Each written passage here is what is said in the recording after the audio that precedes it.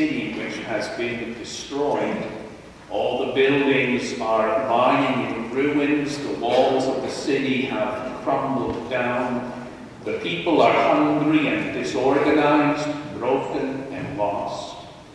In light of the news of the last week or so, you may imagine that is Port-au-Prince in Haiti.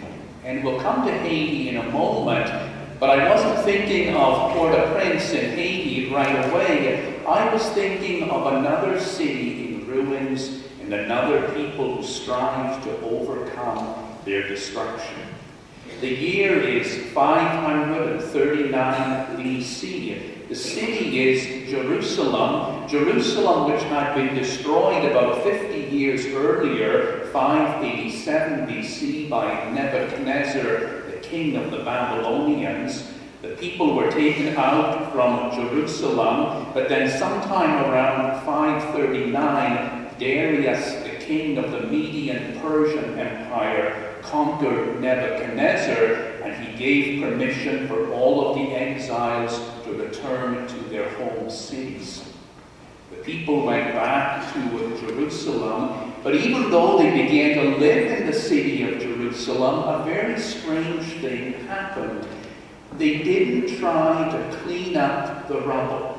They didn't try to rebuild their city or their buildings or the great wall around Jerusalem. They simply lived their daily lives in the midst of chaos and destruction and rubble and ruin. It's a strange thing. You think to yourself, why wouldn't they fix things up? Why wouldn't they strive for a beautiful future again? Well, that's what a man called Nehemiah also thought. Nehemiah had been exiled out into the city of Susa in Persia, and Nehemiah was doing quite well for himself. He really had no reason to return to Jerusalem, the city where his ancestors had lived. He had become the wine steward to Artaxerxes, the king now of the Median Persian Empire, so he was wealthy and comfortable. But one day, Nehemiah's brother, Hanani, came to see him, and Nehemiah said, "How is it in Jerusalem?" And Hanani said to Nehemiah, "It's terrible. The people are living in the midst of ruin and rubble, and nobody will lift a hand to rebuild the walls or the buildings." What a strange thing. So Hananiah went to Artaxerxes and said to him, "I need some time off to go back to my homeland to tell my people that they have to rebuild." And he said this to Artaxerxes because God had said to Nehemiah, "You are going to go back and inspire these people." Artaxerxes gave him some time off, which turned out to be 12 years. I'm sure that as an employer, that was not what he had in mind. But Nehemiah went back to Jerusalem and he said to the people, "What are you doing living in the ruins?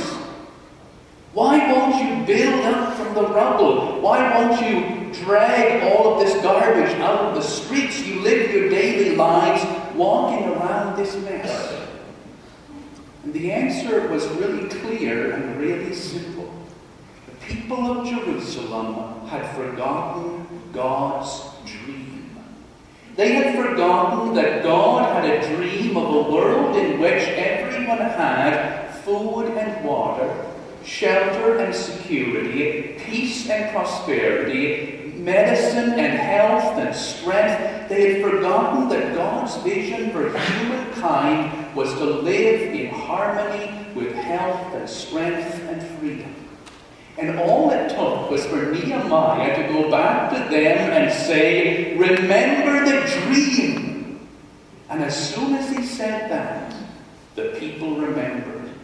And one by one, they began to do their part in the rebuilding of Jerusalem. And if you read through the book of Nehemiah, it's such a wonderful story that in a very short time, more and more and more people begin working at the restoration until finally the whole city has been rebuilt into its original condition. And they built against very difficult circumstances because they were poor.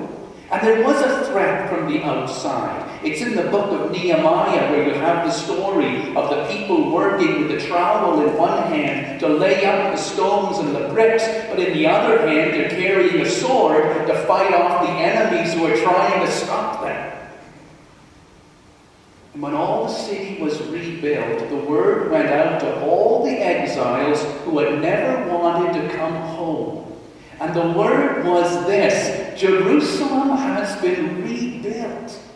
Come home. And immediately, that is within the next 3 months, 50,000 exiles returned to Jerusalem and into its immediate vicinity.